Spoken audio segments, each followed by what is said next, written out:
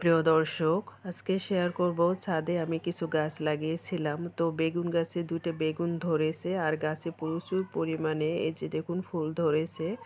আর এখানে মরিচ গাছও দেখেছি যে কিছু মরিচ ধরেছে। ছাদেও আরও অনেক গাছ আছে। তো ছাদ থেকে এসে আজকে আমি কি রান্না করলাম সেটা একটু আপনাদের সাথে শেয়ার করব।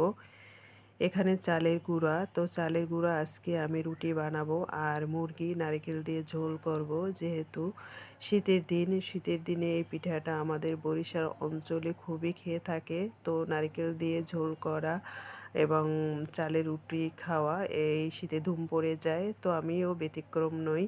তো এখানে কিছু চিংড়ি ভুনা করে নেব বাচ্চাদের জন্য, যেহেতু দুপুরে একটু বাচ্চারা খেয়ে নেবে।